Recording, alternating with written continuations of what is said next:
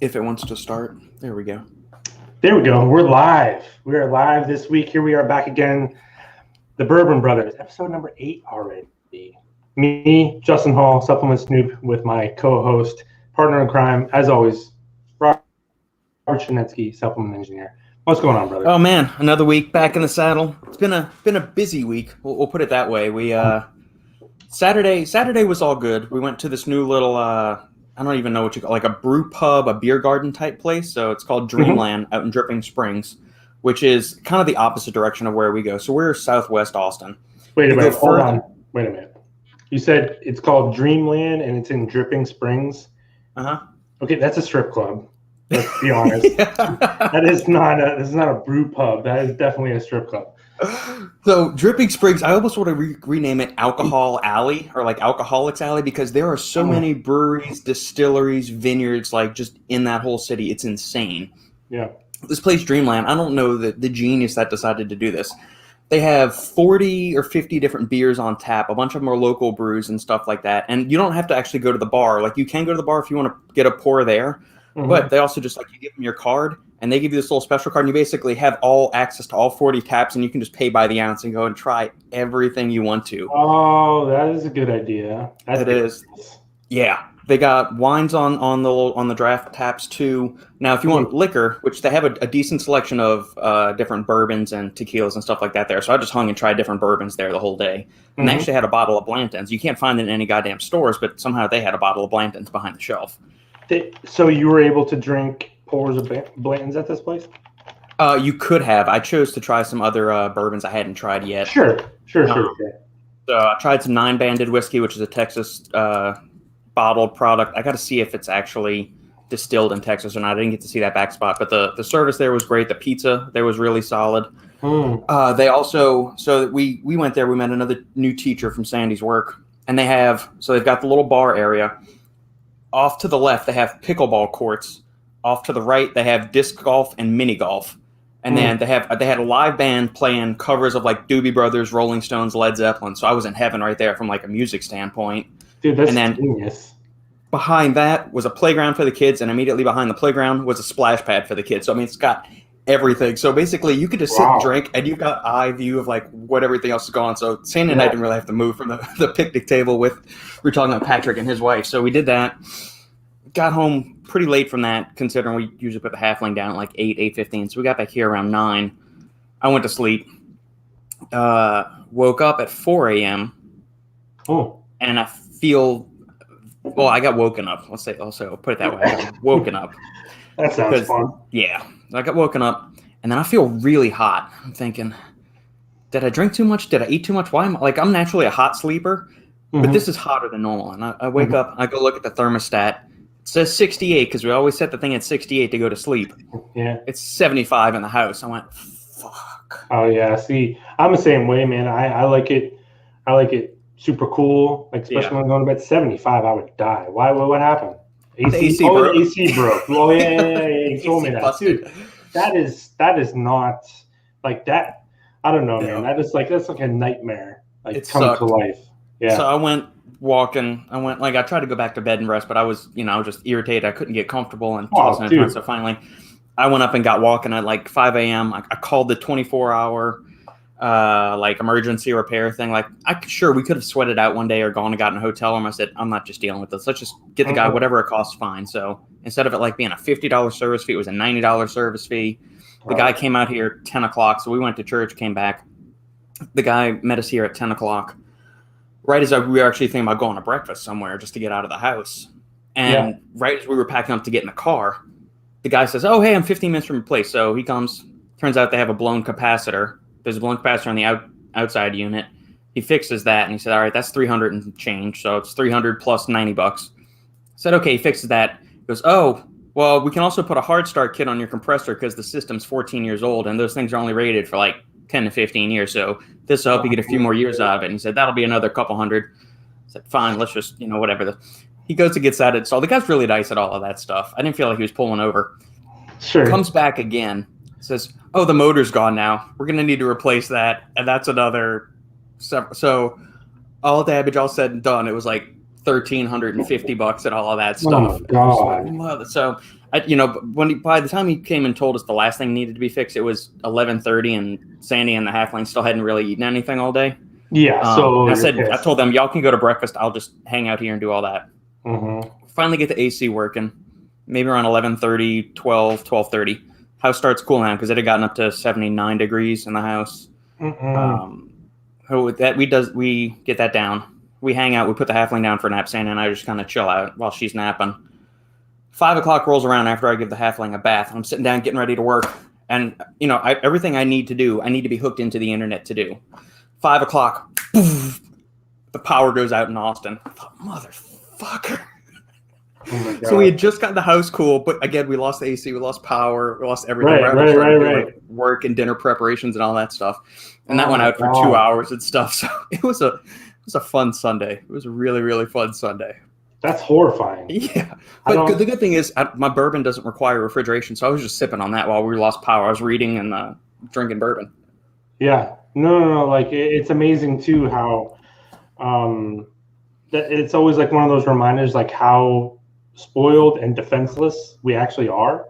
Yeah. It's like when the power goes out or when the Wi-Fi goes out or something like that, and you sit there and go, like, I just would rather die.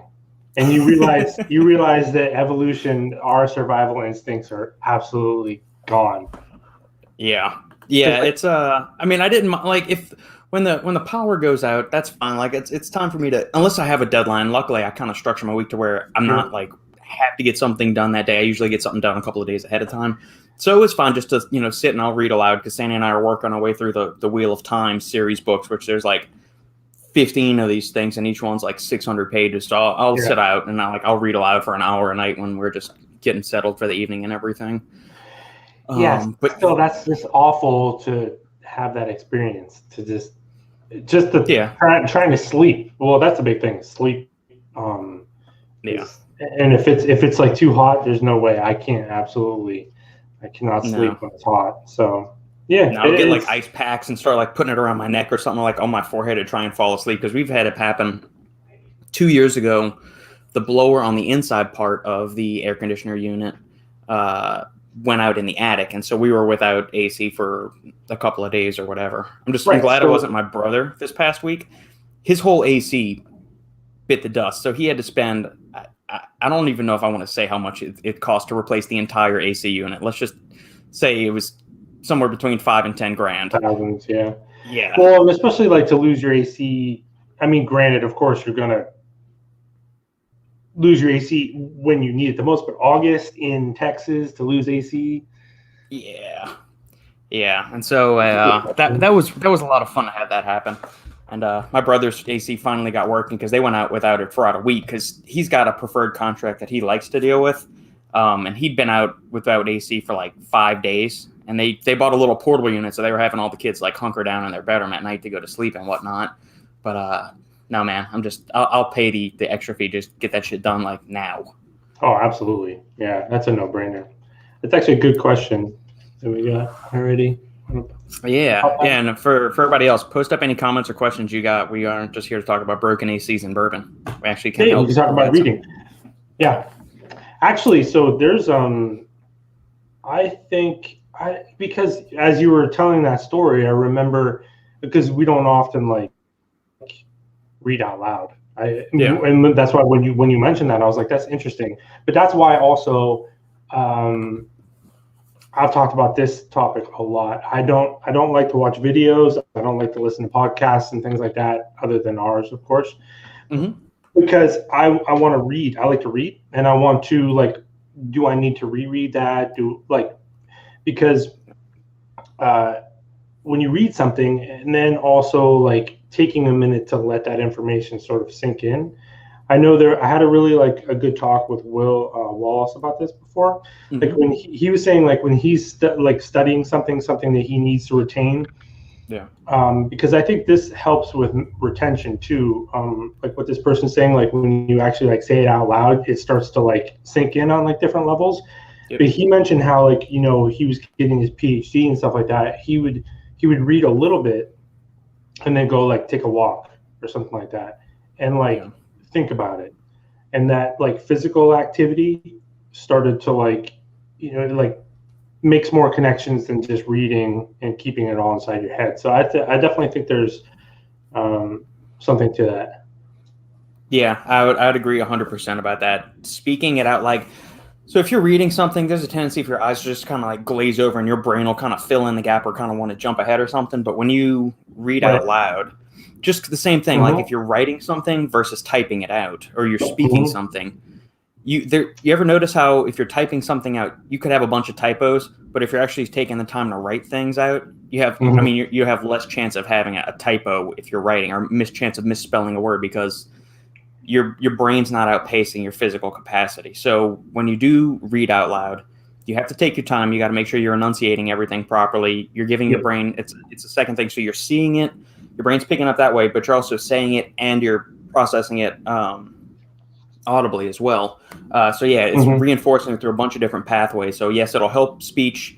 It definitely helps, like if you have a halfling running around, reading to them is essential.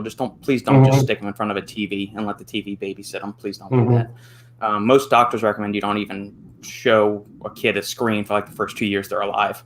Yeah, that's an interesting question that I've had this conversation with a friend of mine. He has 2 young daughters, and he's sort of, because there isn't like answers to this necessarily because things are happening so quickly, but like that, because I just remember growing up, like I would just read, like my parents, I would just read, and I know that that's helped. It helps people when it comes to like spelling and vocabulary and all sort of stuff. Like it's for sure. But we know that kids are going to be you're exposed to the internet and things like that and technology that we didn't have, right? They're going to need that in their life. So it's like you can't like shut them off of it. Right. Or you can, but it's like at what point do you introduce it to them? Because the sooner they pick it up, the better off they'll probably be, just down the road. So it's like we constantly, like, I remember him and I having just like a long conversation. He's like, because they did 2 totally different. And now I'm going on a tangent, but here's something interesting I think you'll find. Like they basically did like 2 experiments on their children. His firstborn daughter, they did not let her watch TV. Oh, did I lose you? I lost you, Robert. You got me?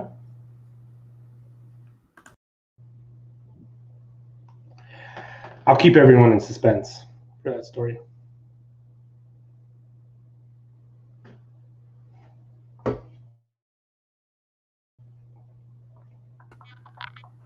Okay, I'm back.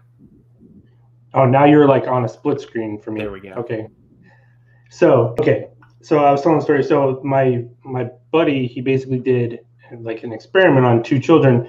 The firstborn daughter he had, they didn't show her, she wasn't allowed to watch TV for like the first like few years of her life. Yeah. Right. So then, as you know, because it's their firstborn, so it's like, all the rules and all the regulations. And then when the secondborn comes along, all that stuff goes out the window, right? Yeah. But it's interesting now because so the younger one was exposed to TV. TV would be on for the older one, and then she would just kind of see it. The younger one would kind of see it and stuff like that. So, but now they're a little bit older.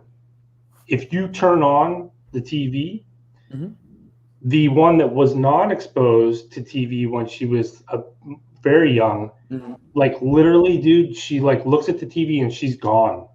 Like she gets so, and this is just one example, like obviously, and the younger one doesn't, she sees TV, doesn't care. So it's like, interesting.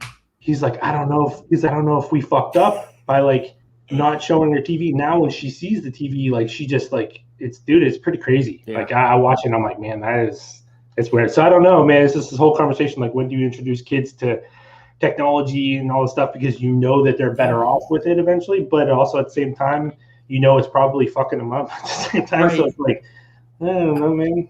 I think maybe part of the way is the way you approach it to a certain extent. Like the way you would introduce foods to kids. Like you don't want to give your kid an eating complex. Right. At the same time, I don't want them binging on Doritos, Ho-Hos, Ding Dong, Swiss cake rolls, and all the other bullshit for their entire life. So it's kind of like, we've already explained ours. Like, look, you need to have real food, and then you will get your junk food afterwards. So eat your protein, eat your carbohydrates. So I picked up, and I don't want this is not a kid raising podcast, so we can transition to something else. We talk about whatever we want.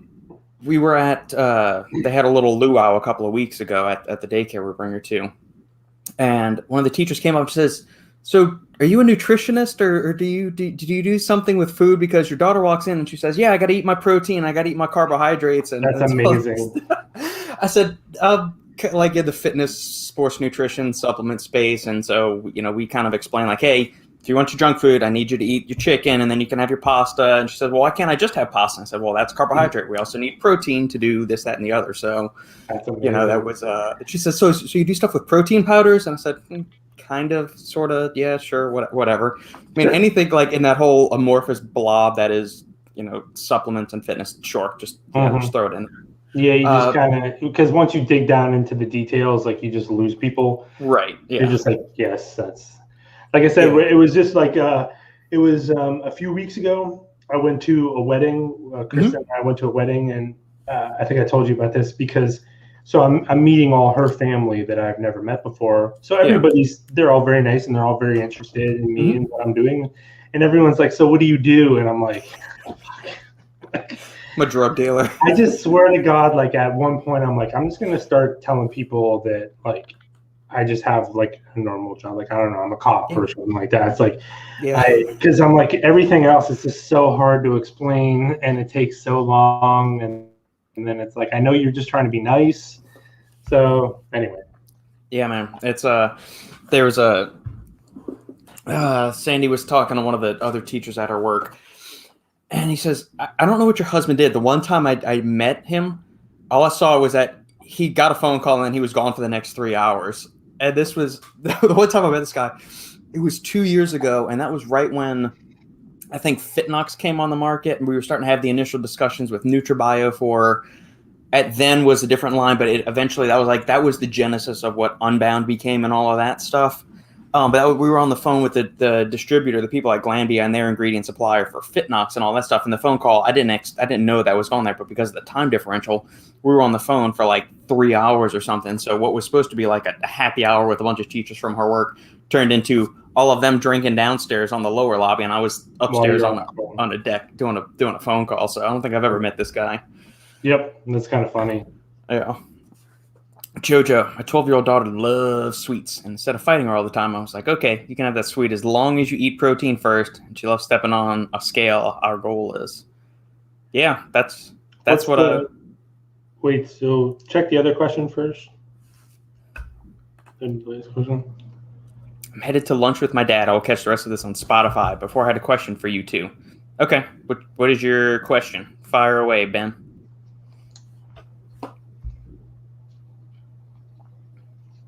Oh man, want to become dude. Google me, bitch. Right? I already am famous. Like we are fucking famous, man. Type in supplement reviews and humble too. Look up game-changing influencer in the supplement industry. You get a big picture of Justin right there. Boom, his face right I there. I bought all those keywords. Industry innovating. Goal is to get her to a solid 90 pounds. She steps on and she's dead. 89. We're almost there. Yeah. Give her those protein and carbs. Get her doing some push-ups and squats and pull-ups, and then Right, and that's a whole nother part of the conversation. At what point, being 12 years old, I think 12-year-olds are different than when we were 12 years old. So at what point do you make a child be cognizant of their weight or their healthy habits and stuff like that? It's like, man, and this is what people are like, why don't you have, like, when are you going to have kids? I'm like, fuck, I don't, I can't deal with all this crap. I don't know, man. Yeah, man. They don't come with an instruction manual. There's a bunch of different books and things like. We read one about doing sleep training and make sure that they got everything. But outside of that, you mean there's no instruction manual? That's what Facebook is for. It's a huge instruction manual. Oh, here's Ben's question. I'm going to be a guest on a friend's Zoom call for her clients, and my main reason for being there is to talk about supplements. If you guys had 15 minutes to talk to a group of people, what would you focus on? Would you dispel myths? Would you answer their specific questions, etc.? Thanks. Your friend should hire us to do the Zoom call. There's my answer. I'll let you lead off, Justin. That's a good question. I think that dispelling myths is always a good thing, but at the same time, it's almost like, where do you even start? I think that like the first thing I would have to know is like where is everyone? See, this is like what always seems to be the issue when it comes to like things in the spaces. You would have to know your audience first. Who are you exactly like speaking to? What is their level of understanding of supplements and how the space works? Because then your conversation is going to have to be. We talk about this a lot. Like, you can have a message, but if you're not able to articulate it in a way that people listening to you are going to understand or is going to sink in, then it doesn't really matter what you say, right? Yep. You know, it's like, so I would have to know the level of understanding in the group first. If it was someone like very basic and very beginner, then I would probably start there. The first thing actually I think I would tell people, the one like major thing that people get wrong is people say that the supplement industry is unregulated. That is not true. The problem with the supplement space is the regulations are not enforced. Correct. But it is not unregulated at all. There's a lot of regulations. If you read the FDA's website, there's lots of stuff on there, but it's just that they don't have the resources to enforce this stuff. Correct. But I think that like getting people to understand the main thing I always go through with people is context matters above everything. Like, almost any supplement can be rendered useless if used improperly, and most supplements can be beneficial in some way as long as they're used properly. But that's always what it is people. I compare it to like that game you used to do when you were a little kid, like in school, where they would have two columns of things and you would have to like draw a line in between the two things that match. Yep. Matching what your goal is with the ingredient that provides that is the part that everyone gets wrong, because they just want to look at supplements like a category rather than the ingredients themselves. So that's a good question, because like I said, I would have to know like who you're talking to, and then you have to sort of like manipulate the conversation in a way that they're going to at least understand. Yeah, and also I guess drive home that supplements are not a panacea for whatever they're seeking. If supplements are a what? What the fuck is a panacea? Is that like the thing like after birth? That's placenta. Like something that's going to cure all of your ails. This magic, woo thing that's going to, like, if they want to lose. Like most people that are like having coach and stuff, they want to probably lose weight. Right. No amount of weight loss shakes, fat burners, or whatever are actually going to help you lose weight. These supplements are there to augment your results, enhance your recovery, simplify, streamline things. They're not going to, if you're looking to build muscle, taking creatine is not going to magically put 15 pounds of muscle on your frame. I think that is something to drive home as well. You don't want to crush their enthusiasm for supplements, but at the same time, you got to temper their expectations to a certain extent and say, look, if you're not putting in the hard work in the gym, in the kitchen, and getting enough sleep at night, no amount of supplements is going to make a hill of beans difference. And all MLMs are fucking bullshit. Start with that. Yeah. Anybody that's selling our bond and all that stuff, they all suck. But so to the question also, if people have specific questions, then I think that's great, because then you already know what's sort of on their mind. But a lot of times you have to sort of like push people into asking questions. I mean, it's just basically every day of my life. So if people have specifics, then you can talk to them about it. But then, you might have to like get the ball rolling with, certain things. But it's tough. I mean, I do it every day for like a few years now, and it's still a chore, sometimes. So absolutely. Jojo, my goal is to go against the grain, teach my daughter to love strength and weight, to love strength, and weight is simply just a number, and do all we can to live forever and stronger than Dad. That's the way to go about it. Yeah, weight is just one metric by which to assess engage your health and body compositions, your progress, and all of that stuff. It's not the be all end all. It's just one marker on the board. Yeah, true. But yeah, the sooner you can get them, I guess, just exposed to just physical fitness and just being active, I think the better. So I mean, if they're already playing, I think JoJo's mentioned on here before, like his daughters already work out with him or train with him before. But yeah, I mean, like our halfling sees us do push-ups, pull-ups, bench press, squats, lunges, and all that. I mean, she'll watch us on like the weekends when she's obviously at daycare now. But it's just exposing. You don't have to force them. You don't have to say, sit here, here's a dumbbell and start curling it. Like if you are just active and they're just in the vicinity of it, then they'll naturally gravitate and become interested in the things that you're interested in. Just show them time and be patient with them and all of that. Yeah, it almost seems to me, and speaking from not having any kids, but it just seems to me this is something probably that we like overcomplicate when it's just, especially as a kid, just showing them some healthy habits and things like that, and then they'll figure it out. They'll figure out what works best for them as time goes along, because that was the big thing with me. My parents were always at the gym. When we had like a family membership. I was like 10 years old, and I would start going to the gym, obviously not like working out, but we would go there and hang out with my parents, and it always just was a part of my life.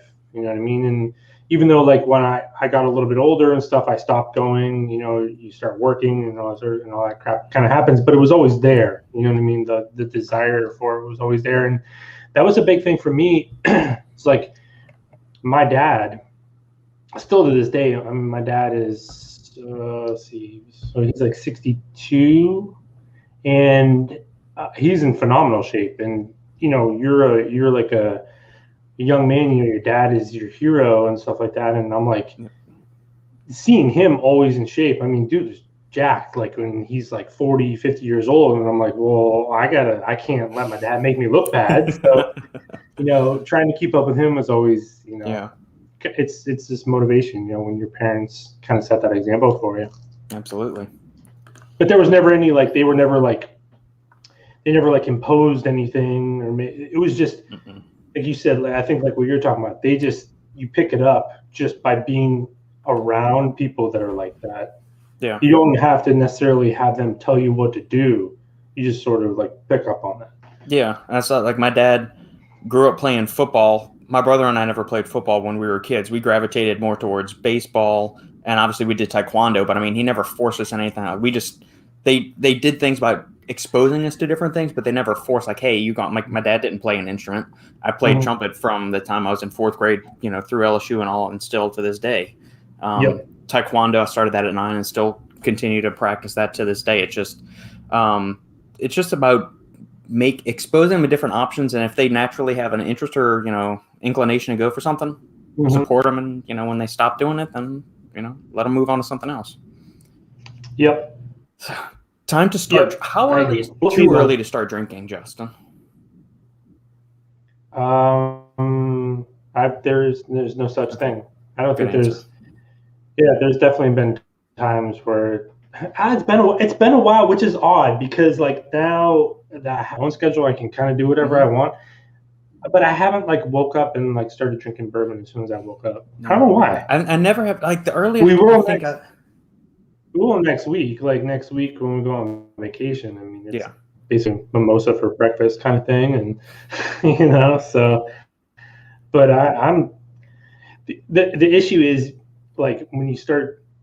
For me anyway, it's like when you start drinking, but if you stop like midday or something like that, then you're gonna go to sleep, take a nap or something like that. So you have to like keep going. So that's a lot of an investment to start. Yeah, man, it's gonna be I was gonna say the earliest I've started drinking, but then if you put that in context of like a football game and when tailgating season comes on, like all bets are off. If like you got an early like an 11 a.m. kickoff, you're probably still drinking from the night before when you're tailgating for the start of the game to get live for it. But I'm glad you brought up the resort thing, because you walk out when we went to the Valentine Imperial Maya we went there on our 1-year anniversary and then our 3-year anniversary. They have so they didn't have the hard liquor out first thing in the morning. Like you wake up, you go to the breakfast buffet. They have mimosas and you can do your little champagne thing there if you want that. But they also at 7:00 the first time we went there, the giant sized trash can that you put in the front yard of your house, like in the garbage machine comes up. They had those things filled with ice and all different kinds of beer. So like you're walking to your pool to like go sit out at the pool at 7 a.m. You could have popped a beer there. When we went back 2 years later, that was gone. They didn't have those anymore, Right. but you could still get your mimosas at breakfast. But yeah, if you're on a resort like that, you can it's like a 24/7 bender. You're just gone. It really is, yeah. So that's why I've been attempting to be somewhat decent this week, because next week's going to be. But then what's crazy is too is you're like really active, but you don't realize it. Like when you're in the sun all day long and you're out in the water and stuff like that, you're actually like pretty active. And then like a resort like you went to, a really nice place like that, it's like sure you can eat shit, right? And you can drink, you could sit at the pool bar. Like I'm sure you saw people, they just sit at the pool bar from like sun up to sundown. Yep. But you eat really good food. Like when you go to like a nicer sort of like resort, the food is phenomenal, and it's like a lot of healthy options and stuff like that. So that was one thing. We went to Jamaica. I think I actually, and not that I care about stuff like this, but I think I like lost weight while we were in Jamaica, just because we were like so unknowingly active. You know what I mean? You're just like out in the sand and the sun and the water all day long. You're swimming around, and but exactly like what you said, that you can start whenever you want, which is good and bad. Yeah, it's good and bad. Because I remember, so we're going to the same resort. We've stayed at the Iberostar Grand, like the Grand series. They're really, really nice. And we went to Jamaica in March for my birthday, and then this time we're going to Mexico. And I remember like the last time I was in Mexico, the one guy was like, it was first thing in the morning, come down to the pool, you know what I mean? He's like, you want some Mexican protein for breakfast? And I'm like, I'll get you a protein shake. And I'm like, all right. It's like a triple shot of tequila. And I was like, okay. Okay. And he's like, I'll get you a protein shake, a Mexican protein shake. And I was like, all right, man. There we go. There you go. Jojo, I have Assassin and Bare Knuckle on the way. Hell yeah, man. That's gonna be in for a good time with those two. Start with a half scoop of Assassin if you're not used to high stem stuff. If you're not used to high stem stuff, don't listen to him. Don't listen to him, Jojo. He doesn't know what he's talking about. No. Full send. Lucas, what's going on, my man? When on a vacation, do you guys use or drink your supplements, or do you stick to alcohol mostly? No, if I like.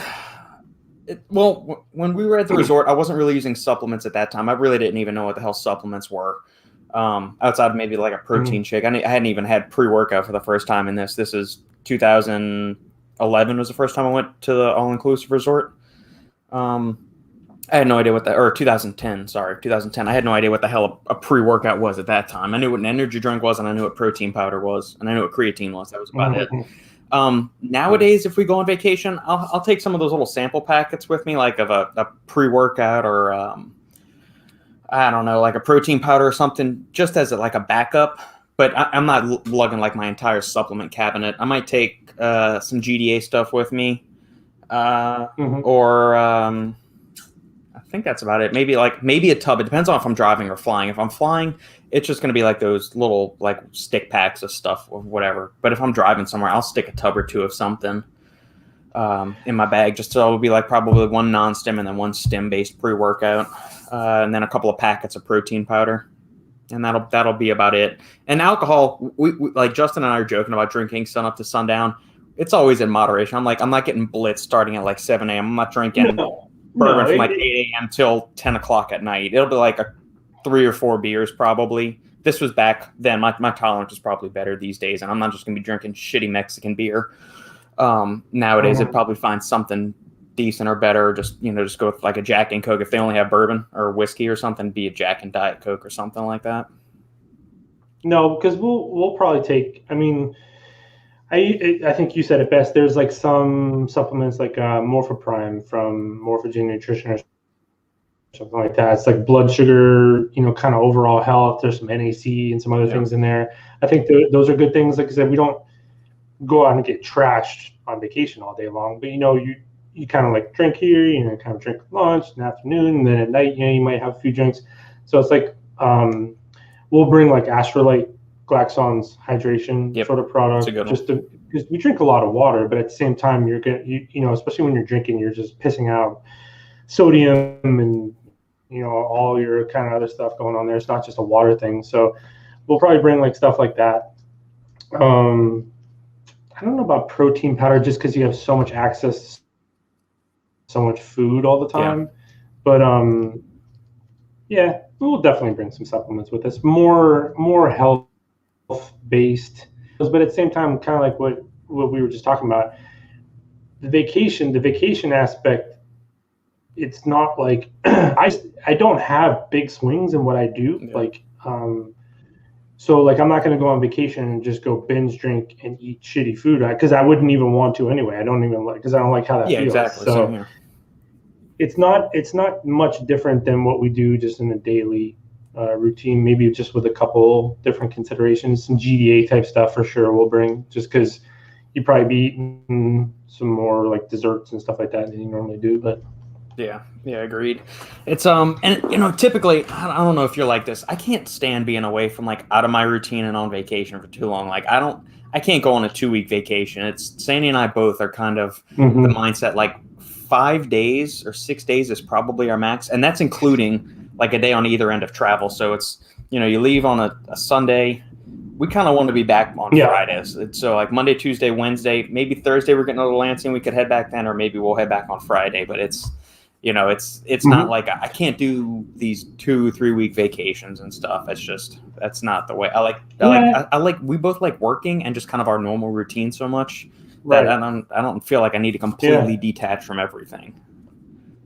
No, I totally agree, because that was so finding the routine, which is ironic because it's like you're going on vacation to sort of like, a lot of people get in that they're like, they just let go of everything. That's not what we do. Yeah. There's basically a routine once you get on vacation. Like you get up, you do your thing, you do lunch, you know, you kind of, so there's like always some kind of structure. But I think like we've talked about that before, like that whole getting out of your element, like for me, like I don't do like social media stuff. I didn't do like when we were in Jamaica, I didn't do like any questions. I didn't do a lot of DMing or anything like that. but we still did all of our weekly meetings and stuff like that with our clients and stuff.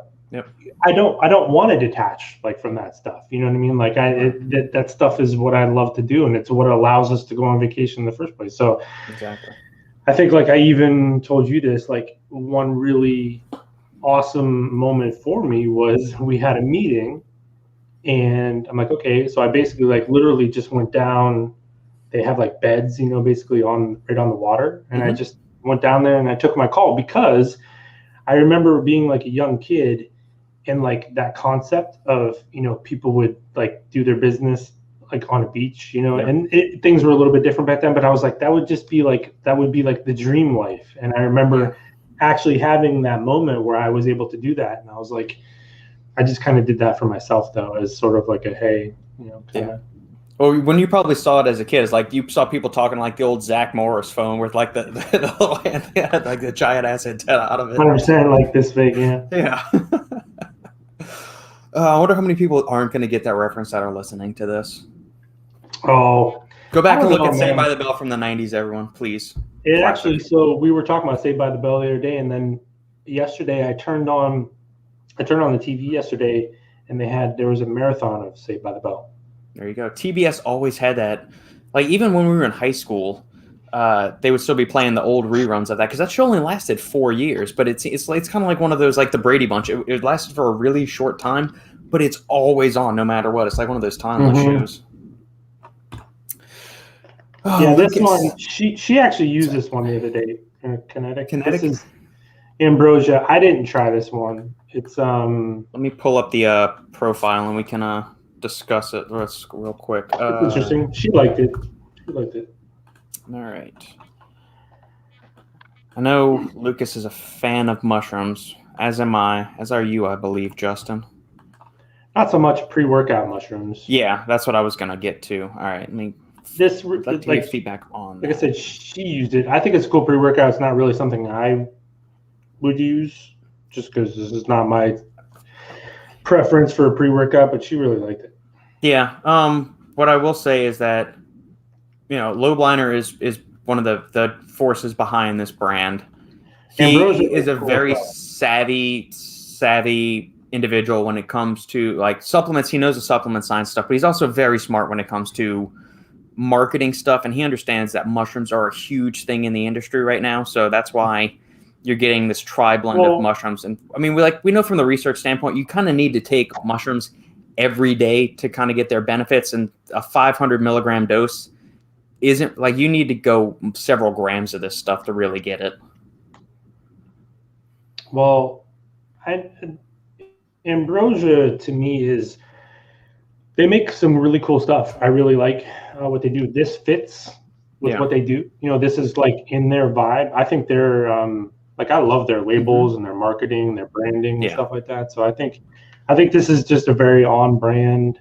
I know like the dumbest conversation I've been seeing in the supplement space, maybe perhaps ever, is this whole authenticity, like authentic bullshit that I'm hearing people talk about. But this is very like on brand type product. Agreed. So. I mean, you're getting solid dose of creatine. That's a really good dose there. Solid dose of ginseng. The Bacopa dose is less than what the clinical studies are. That they usually use 300 there, all the way up to what 340. I think the Synapsa one goes up to 320 or 340 or 640. This is they do. That's another thing about ambrosia is they go with trademarks a lot, and they go with standardizations. Yeah, they go with high quality forms of all their stuff. So I love what they. I've always been a big fan of what they do. I mean, I love Neurofactor. That's a favorite ingredient of mine. Great dose there on that. Great dose on the creatine. The caffeine is right in my sweet spot. I mean, I like 250 to 300 for my kind of like everyday pre-workout, assuming that sleep's been pretty good and it's whatever. 100 micrograms of huperzine is a good dose. Only 50 milligrams of actual alpha GPC. I don't know if you're going to really get much from that. With the huperzine, you probably will. But I've been saying this for a while. I don't really care for alpha GPC in pre-workout. I think CEP choline is a much better. Yeah. Even though alpha GPC has the power output claim with it, alpha GPC for me and for I think a lot of things you see, it takes a couple hours to fully sort of kick in, and that it just to me doesn't make a lot of sense in a pre-workout. Yeah. But I mean, like everyone uses it, but I just don't really, I don't know. Right. And the LCLT is a good form of carnitine. It's a fourth of the dose. Alpha GPC is also super freaking expensive. Yep. So it's like I would just in a pre-workout, if I was going to choose for a choline source in a pre-workout, I would take CDP choline 10 times out of 10. Agreed. Yeah, and the LCLT dose is half to a fourth of what the recommended research-backed dose is, because that's usually 1,000 to 2,000 up to 3,000 milligrams. I like when people use ginseng in pre-workouts. Yeah. Yeah, I do like that for energy and everything. That's good. It's just a feel good. It's a feel good kind of ingredient. Yeah. Yep.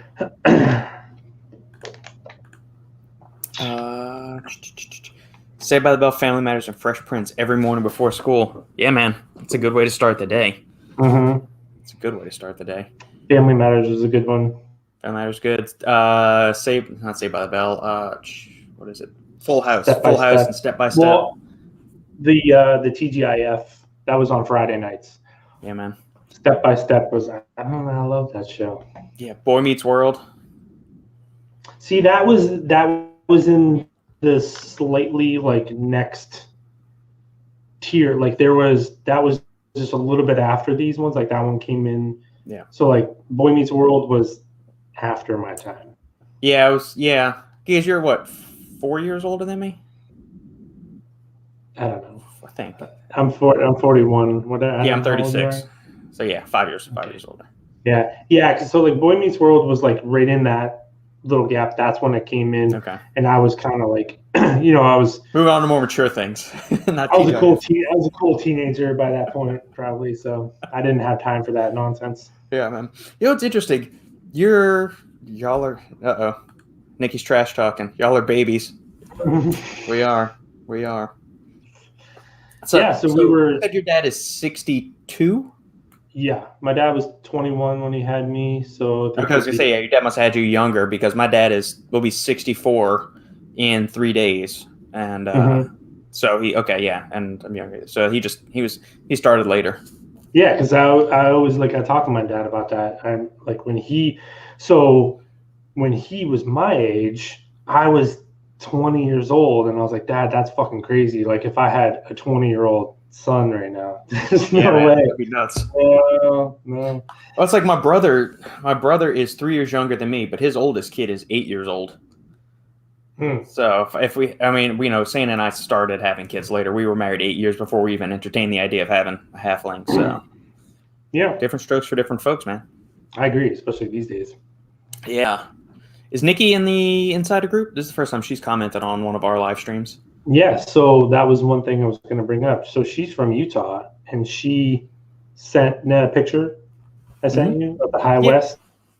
That was from her. That was you. Did you crack open the double rye yet, or are you saving that for? No, I didn't. No, it just arrived yesterday. We didn't have anything last night. Kristen worked last night, so I was just kind of like chilling. But yeah, I want actually. So the High West, I definitely want to try, but I want to try its Sugar House. Right, is the local place there the other bottle that she sent, and that's the one I'll probably crack that one first, just because it's totally off of. I have no idea. Like I've never had anything like from them or anything like that. Interesting. You remember last week how we went over those top 20 bourbons that we were supposed to add? Like Devin sent us that article and said the top 20 bourbons you got to add to your cart. Santa and I went out to lunch last Thursday after she got done with her teacher in-service stuff. We popped over to the little local liquor store next door to the sushi place we were eating. And I go through, I saw almost every single one of those bourbons that were on the list right there, except they had the I.W. Warren or I.H. Warren or whatever that first bottle was. It wasn't Harper. No, it wasn't Harper. It was, I.W. Harper. Is that what it was? Yeah. Dude, you got to try that.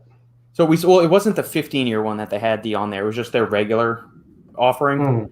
So I saw that one there. I saw the Bibb and Tucker. I saw most of the ones that were on the shelf there. Interesting enough. But I wonder if they've always been there, and I hadn't really noticed what those were because like you finally, like, once you're alerted to something, like you say, hey, I don't ever see a white car. Yeah, and then you see a white car, and then nothing you see on the road is everything, but everything's a white car. Yeah, you get that association. Yeah. Hey man, JoJo, Wonder Years is my favorite show as a kid. So see, I never watched Wonder Years all that much. Like my cousins watched it a bunch. I mean, like they're only a year and 2 years older than me, and they always had it. It was just something I didn't watch. But you remember the old Nick at Night, like where they used to have like Get Smart, the Alfred Hitchcock Show, and all those older ones like that. Didn't Murder She Wrote? Wasn't Murder She Wrote on there too? Like I feel like Murder She Wrote was on there. Yeah. So here's a funny story about. Well, I don't know if it's funny to anyone else, but so I was talking to Michael from Glaxon the one day, and he's like, "Man, he's I think same age as you, like roughly." And he said something about the Wonder Years, and I was like, it was my favorite show as a kid. He's like, dude, you should go back and watch it again, like now, right? And I watched the very first episode of Wonder Years, and dude, it is like super emotional to watch the show, like everything that happens, because there's something like really like crazy happens on the show in the very first episode. But it was wild, man, watching it again for the first time, like in, probably 30 plus years.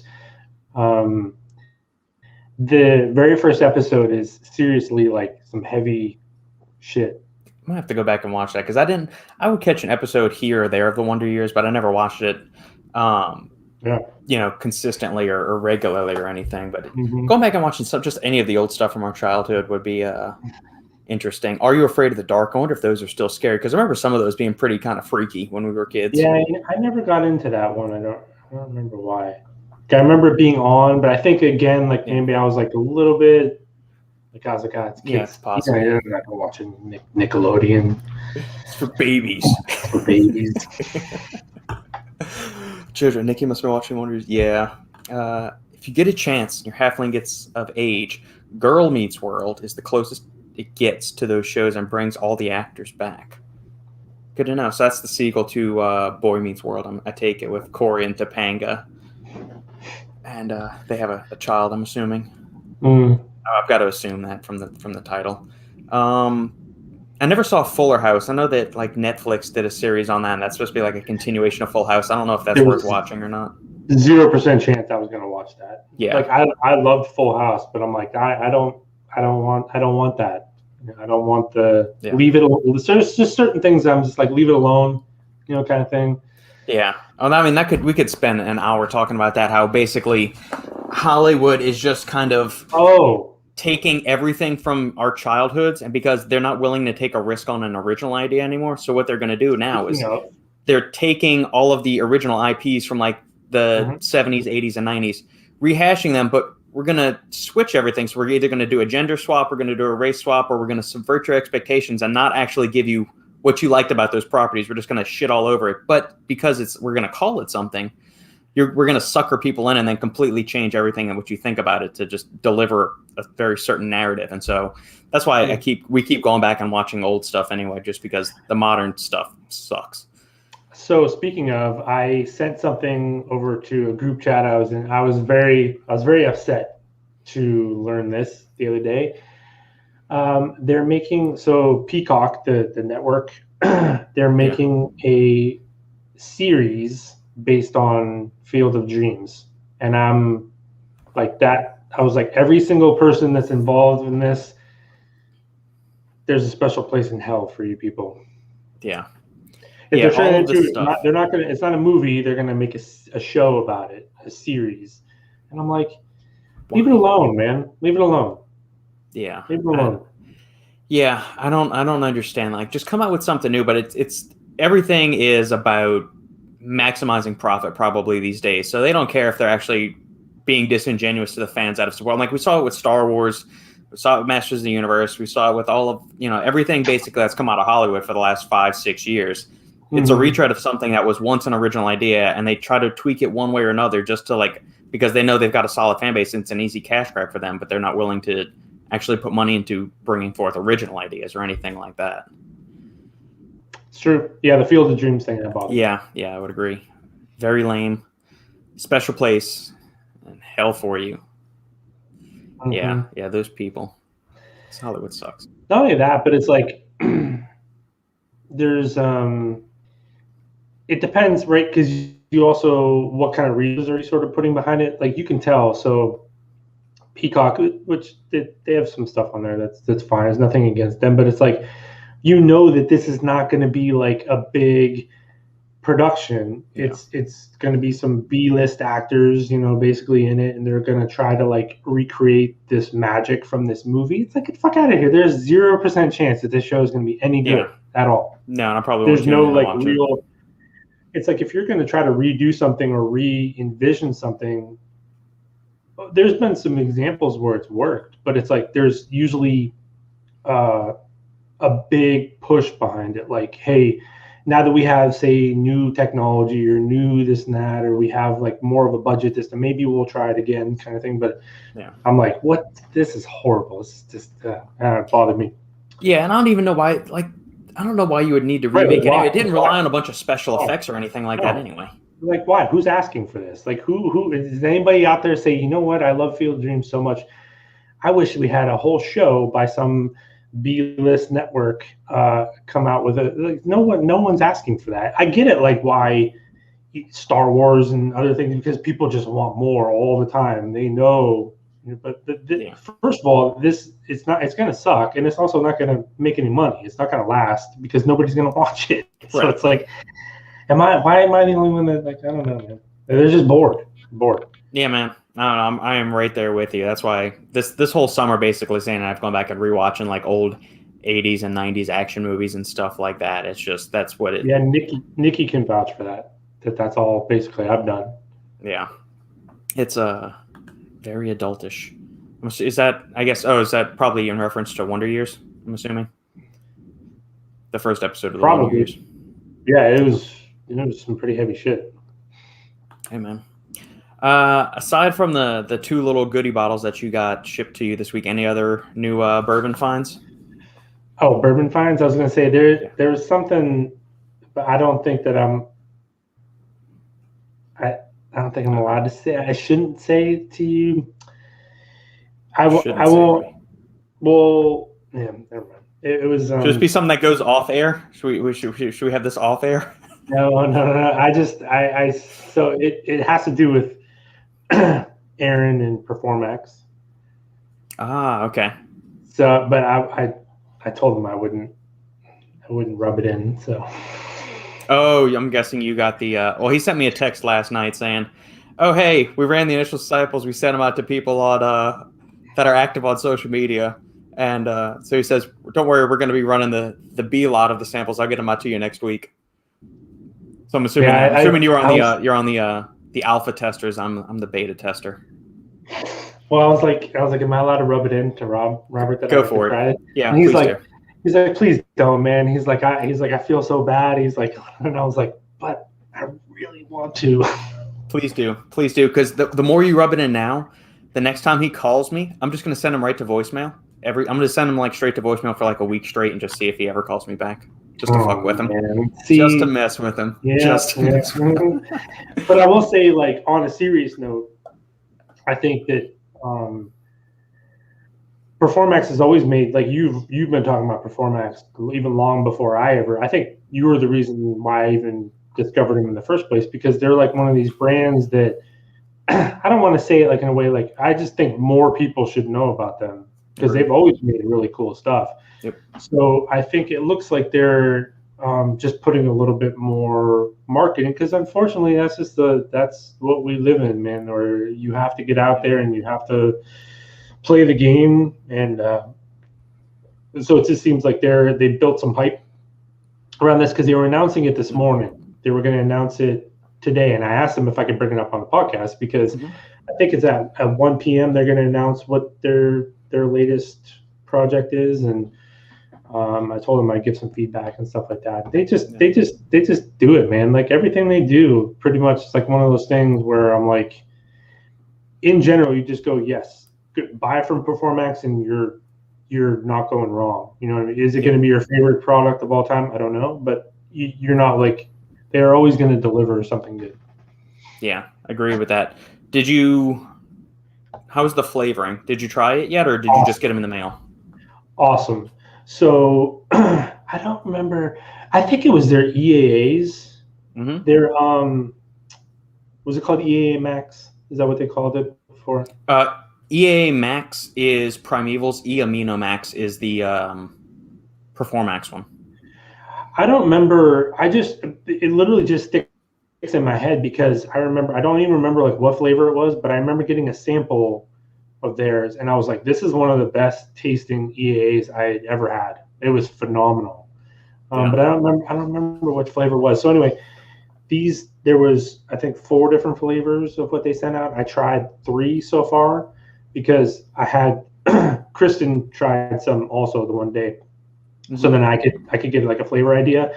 The last flavor that I'm going to use today, he said is their favorite by far. So which is good because the flavors so far have been phenomenal.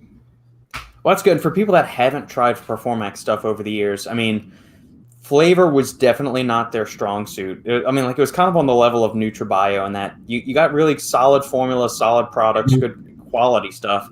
But the flavoring just wasn't there, especially if you tried the old versions of like Hypermax. Those were rough.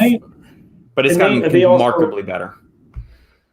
Yeah, and I think that's kind of like some brands start off with like great flavor first, and then try and bring their formulas up to par, or some go hardcore on the formula side, and then their flavors have to evolve over time. But then, like, another thing with Performax, they've always, in like Hypermax and stuff like that, they've always used a lot of PEAs, and we know those taste like shit. Yes, they do. You know what I mean? So it's been a tough. They kind of make things tough on themselves when flavoring anyway. Yeah. And then, but they did a really good job with these flavors. Definitely, I was impressed. Yeah. Tree burners. Lots of companies come out with amazing flavor, but lots of them don't dissolve well and have a sand-like texture. Especially if there's like pump style ingredients. Because I That's one reason I always get, like, I have this one of these Pro Mixes, one of these like Cyclone type shakers. Yeah. They're like $15, man. They're game changers. Things are amazing. And also, make sure you use, like, just a general housekeeping. Use enough water. If you're doing like a 20-gram scoop of pre-workout, don't use just 6 ounces of water. You need to use like at least 12 to 16 ounces. Preferably just fill up the whole shaker cup and just drink all that water away. But that's what a lot of this comes down to. There's just certain ingredients that this is what you get, and it's another reason why I don't like companies just constantly using glycerol. Glycerol, we know, is not that great at the dosages you get in Glycer Pump and all that sort of stuff. It's not much glycerol. I don't want to say it's useless, but it's not much. Yeah. And it's like, not only that, but it clumps. It makes things hard for the manufacturer, and it also gives it a texture that kind of sucks. So yeah, man. And there's another thing too. Gorilla Mind uses NutriCap, and it's nothing against that, but a lot of like NutriCap products that I get have that kind of texture. And it's not that it doesn't mean they're doing something wrong or different, but it's just a lot. You can actually, sometimes you can tell just from using a product where they manufacture, because some manufacturers just have a different blending and sort of, like I said, not saying there's anything that they're wrong that they're doing, but there is some nuance to how these companies get their, like, I'll give you an example.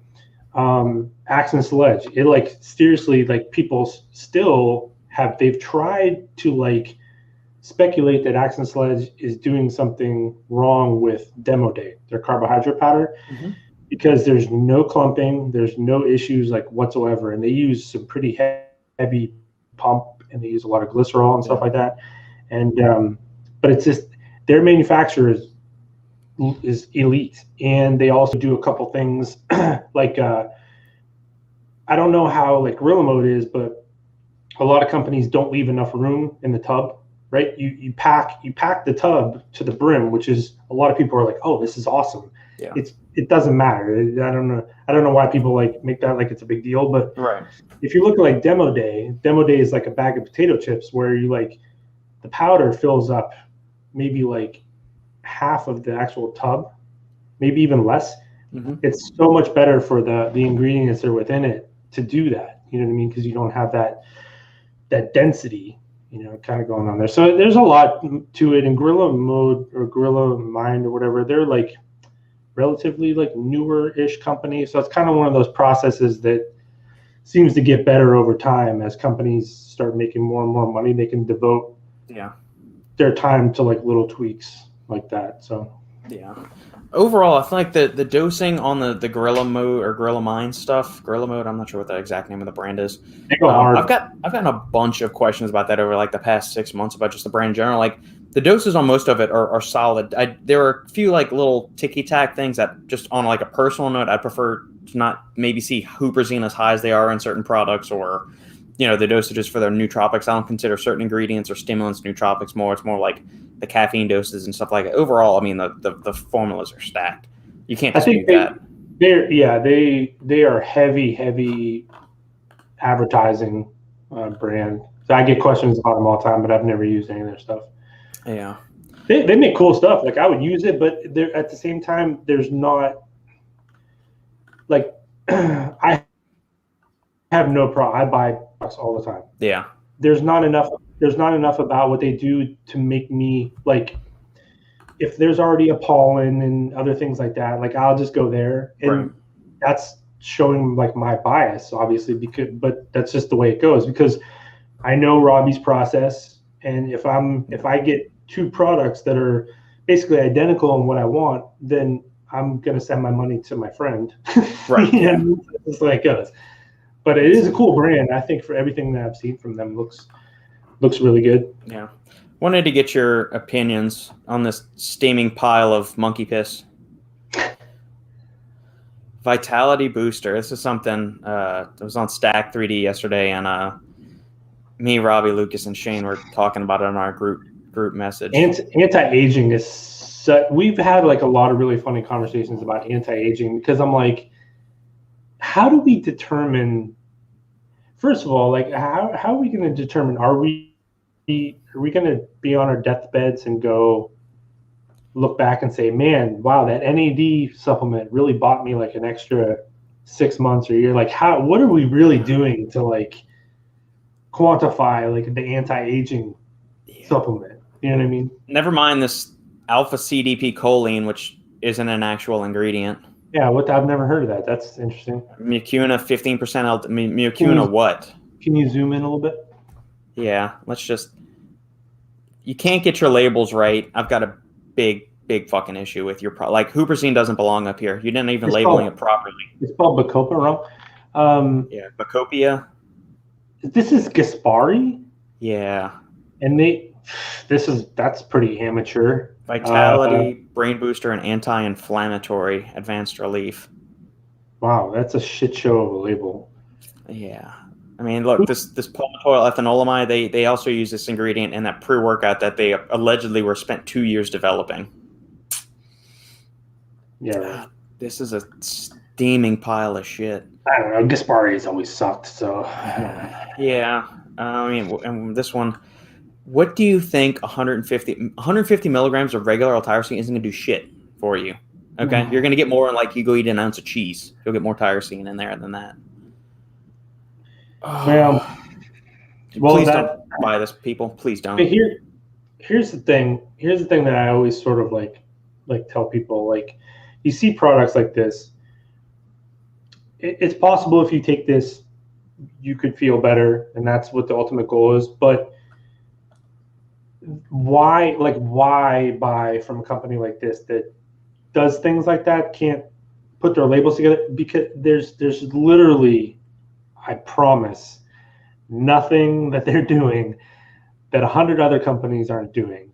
So when I see like certain red flags, there's no reason to like go, you know what, there's some things that give me red flags, but I should do it anyway, because they're not holding on to some kind of IP that is like theirs and theirs only. This is basic shit. You know what I mean? Like, could you take this and feel better? I probably, you know what I mean? But this is just basic stuff that you see all across the industry. So I just, sometimes I'm like, if I see any kind of red flags, I'm like, why would I, if you can't, like a Gaspari has been around for like, I don't know, 100 fucking years, and you can't put your label in the right compliant order for ingredients. Yeah. Like, come on. Yeah. We also know tribulus is a bullshit ingredient. It doesn't do anything. Fenugreek, you need at least 500 to 600 milligrams for it. Maca, you need about 3,000 milligrams. L-tyrosine, again, 150 milligrams. That's not going to do anything for you. The dim dosage is decent. Pine bark extract dosage is decent. It's really a bulbine. It's a bulbine product. Yeah. It's kind of a, it's a weird ingredient, bulbine. Strong. Yeah. Just everybody else, please just don't use this. Don't buy it. Don't give them the money. Don't give them money for this. Please don't. I would never buy anything from them. You said that's not like saying there's some like shady company. I think that's just they don't do anything. They don't do anything. They don't do anything exciting. They don't do anything. So why? Yeah, that's depressing. Tree burners. It's crazy the amount of people that will buy a product with what they see on the advertisement or design and not actually looks what is inside it. I mean, I say it every day. I was like, none of that shit matters. I say, this is what I tell people. I said, here's the difference between people like Robert and I and 99% of the people in the space is Robert and I don't give a fuck what the front of the bottle looks like. I don't give a shit. I could not care less what the name of the product is. I don't care what the marketing. I don't care what any of the stuff on the front of the bottle looks like, or in the description of the product. The only thing I care about is what's on the back. Yeah. Because the ingredients tell you the whole entire story. So you can use as much window dressing as you want to try to take away from that. But like I said, using the restaurant analogy that I always do, would you ever buy a meal without knowing what's in it? Would you ever, like Nikki and I, we were talking about My Cousin Vinny. So like, I don't know if you've seen My Cousin Vinny. I love that movie. Yeah. Right. So it's a classic. You know, when they sit down in the diner and he orders He's like, so what do you want? And she's like, breakfast? Because it just says breakfast, lunch, and dinner. Yeah. That's essentially what you're doing. What most people do when they go and buy supplements is they just buy the category, and that doesn't tell you how much food you're getting. So it's like you almost get this plate of food, but because it's in a capsule, people act like there's this mystery involved there when the back is all that matters. None of the shit that is on the front of these labels, it doesn't matter at all. All right. You got time for one more topic? Sure, man. Okay. You and I both know, love, and adore Chris Waldron, Inspired Nutraceuticals. True. Good man. Y'all still doing the thing on Fridays? Weren't y'all doing like a Friday happy hour thing for a while? Are y'all still doing it? Yeah, we're doing Friday a happy hour for like 2 years. We haven't done it as much. This summer's been a lot of traveling, like a lot of like weekend trips, you know what I mean? And so we haven't done one for a little while, but Chris Waldron, it's like when I see his face and I have him on the podcast, like the three of us have done podcasts together before, like just something like you talk to him and you just always feel better coming away from it. Like he's just awesome guy. He's a good person to have as a friend.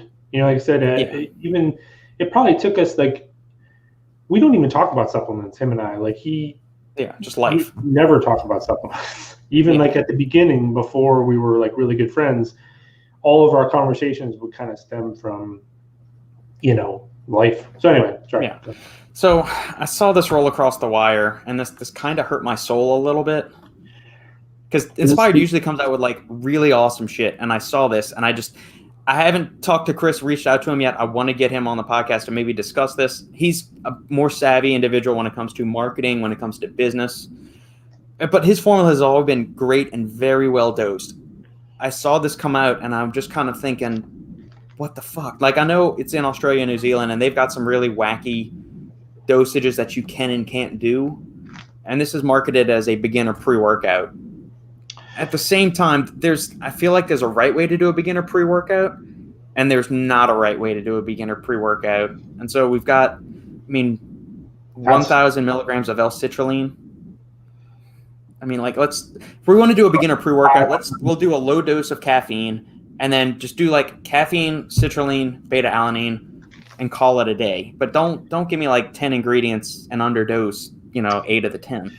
So his goal here, obviously, because he's brought this up. We did a podcast with him a couple weeks ago, and he was talking about how, there's this arms race, right, for loaded formulas and stuff like that. And he said one thing they've learned with supply chain and everything like that, he's like, I have to kind of go back to smaller formulas that are more specific. So I'll get to the point at the end here, but so he wants to make this one for less, $1 a serving, basically. Like, okay, right. So that's all fine. I think that's a good idea. Like this whole thing, especially when it comes to pre-workouts, is you and I know there's nothing really like exciting going on in the pre-workout area. It's just people trying to push boundaries more and more. And at some point it's like, what are we really doing here? I've told people this 1,000 times. If I was going to start a supplement company, there's 0% chance I would make a pre-workout, because it's fucking boring, first of all. And it's just this, I don't know, like this dick measuring contest that ultimately doesn't matter, because we all know we could use something. You could use a C4, you could use Ghost Legend and stuff like that, and get a fantastic workout. You can have an energy drink or a cup of coffee and you'll be fine. If the environment's right, you're training with your buddies and everything. You can have a kick-ass workout without a pre-workout. But at the same time, coming to this product in particular, I think he can do a lot better than this. Even if that's your goal, is to make sort of like I don't want to say a watered-down pre-workout, but maybe more. Obviously, Chris doesn't have to qualify himself when it comes to making pre-workouts. He's made some of the most badass pre-workouts known to man. This he could do better than this. Yeah, and like maybe there's a supply chain issue, and I know Australia and New Zealand have more strict dosing protocols, like how much you can have of ingredients per scoop size and all of that stuff. So I understand all of that. And the beginner pre-workout, there's definitely, I would say, a beginner pre-workout, but that doesn't mean you need to underdose stuff. Because I mean, just because you're a beginner doesn't mean you can get by with a less amount of citrulline than an advanced lifter. That's not the same thing at all. Like you want to underdose the caffeine, you want to have less nootropics than like some fully loaded, like then they're devastated the union or something. I understand that totally. Like a beginner pre-workout should be on the lower spectrum of nootropics and caffeine, but the actual ergogenics, like the creatine and citrulline, either do creatine properly or don't do it at all, do citrulline right or don't do it at all, kind of thing. I think that's kind of where I'm at. Like, it don't just some of these things. Why? Like, honestly, why would you put 30 milligrams of T-creatine in a pre-workout? T-creatine is a great ingredient. Whether it should be in a pre-workout, I don't know. Like it's got its longer term kind of effects, and I get that, but why? It's not necessarily that the more T-creatine you use, the better it is, because that's not exactly true either. But like, I don't know, why put 30 milligrams of T-creatine in here? Why put 50 milligrams alpha GPC?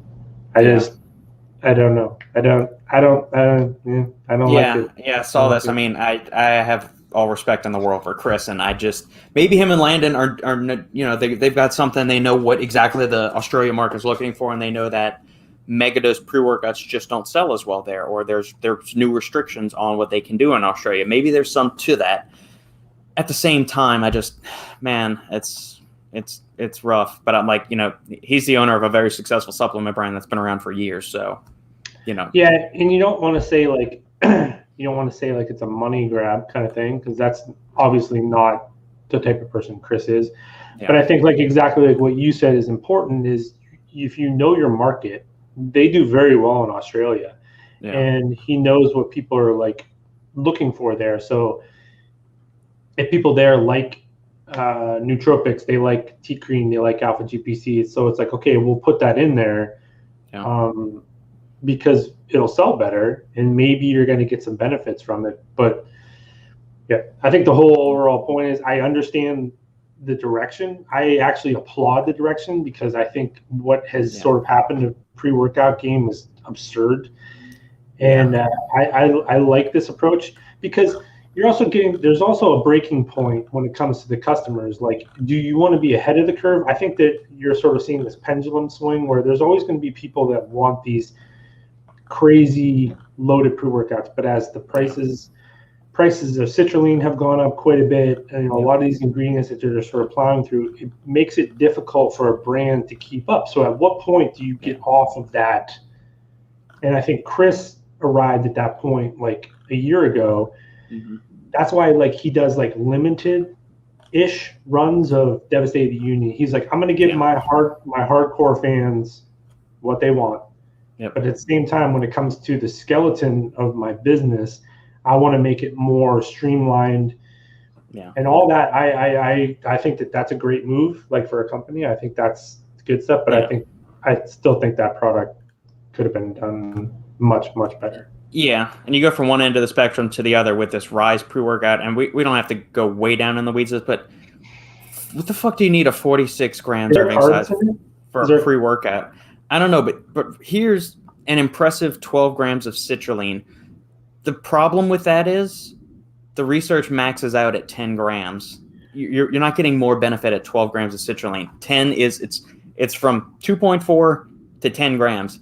After the 10 grams, your body's just recycling and converting it and oxidizing it into other stuff. You're not getting more nitric oxide or ammonia buffering by cramming more fuel. You're just spilling out of the gas tank and you're pissing away money there, especially with citrulline prices. Dude, I'm wondering if there's like some carbs in this. 48 gram serving is insane. Yeah, but it goes to that point. Like, if they do some sort of short, limited sort of run, this obviously is a pre-workout like this is not going to be like a flagship product for them. You know what I mean? Yeah. Maybe it's just you see it a lot of times in the supplement space where people will do things just because they can do them. You know what I mean? Yeah. Like C4 with their Dynasty, that thing was a pile of shit. But they basically just gave a middle finger to everyone. They're like, we have a fuck ton of money and we're going to make this and charge $100 for it just because they could. So I think Rise is doing pretty good. I don't really have a lot of experience with their stuff though, but Me neither. I would guess there's, like I said, there's got to be something. 48 or grams. like 10 grams of BCAAs, 15 grams of carbs, and then 12 grams of citrulline. That gets you 30 right there. Right. You put in some 3.2 of beta alanine and 2.5 betaine. But here's like the other thing too, and I was having a conversation with someone from within the industry, and they were asking me, there's a company that's trying to dip their toes into this more like super loaded, higher energy pre-workout game, and he showed me the formula, and he said, he's like, I don't understand. He's like, but this thing doesn't feel the way we think it should feel on paper. And I said, the problem is there's too much citrulline in this product, and not talking about the Rise one, but the way this formula that this person showed me was laid out. I was like, if you want to have a super high pump experience on a product, you're going to have to use, and you want it to also hit hard. I was like, you're going to have to use a fuck ton of stimulants, and you're going to have to use, you can't just use like a big dose of caffeine, because most people will have, if you're used to a lot of caffeine, the effects that the pump has on it is going to negate that overstimulating feeling that you're trying to get from. Yeah. Anyway, because they, like I said, it's a very big company, and they were trying to go this route, and I was like, it's just kind of one of those things where you see people put the formulas together on paper, and you're just like, you're like, you don't know what you guys are doing, like, in all honesty, because you wouldn't put those ingredients together at those dosages and expect anything else to happen. It's like, I don't know. End of my rant. It's just kind of one of those things where the arms race, I understand, but there's a point in time, and I think Glaxon was like one of those companies that showed that that's not always like the best play. Agreed. You just get these contradictory sort of things going on there, or you get a huge waste of money. And every time we put together a formula, I know you're the same way. It's like you put the ingredient in there, and then what's the risk reward? What are the pros and cons of having that ingredient in this formula? And there's an analysis as you go down the formula. You don't just, but people just throw shit in there and like, hey, look at me, but anyway. Yeah, this is exactly what we were saying, Lucas. Even if it's a beginner pre, you can still make a solid formula based on 3 to 4 ingredients. And with Inspired's branding and marketing, they would make it legit. Yeah, 100%. Well, I see Australian brands and their spin of pre's. They make some really solid products, and they're super limited as far as ingredients. It shows you can make it work. Well, distribution plays in the fact there. I mean, Chris has to manufacture it here, and then he has to ship it over there too. Shipping costs are a fucking nightmare. Yeah. But yeah, I think we've already beaten that point to death. Amen. All right, my friend. That brings us to the end of our comments and everything. So thank you to the listeners for tuning in, participating. As always, we appreciate it. If you like what we're doing here, make sure to like, comment, subscribe, hit the notification bell on that side or that side, wherever the hell it is. I don't know. This camera works reverse sometimes. So hit the little notification bell over there by Justin, so that you always know when we're coming live with another podcast. If you like what we're doing and you listen to us on iTunes, Podbean, Stitcher, or any other podcast cruising platform, make sure to give us a 5-star review. That helps us climb up in the almighty algorithm that dictates anything and everything to which we are exposed these days. And then next week will be on Monday, not Wednesday next week. Correct. Yes. Justin is going off to drown his sorrows in a vat of Mexican tequila for a week and a half. So hopefully he comes back. He'll have a slightly enlarged liver and hopefully no parasites from the Mexican water, so we'll be okay then. Right. All right, brother. All right, man. Have a good one. We'll be in touch.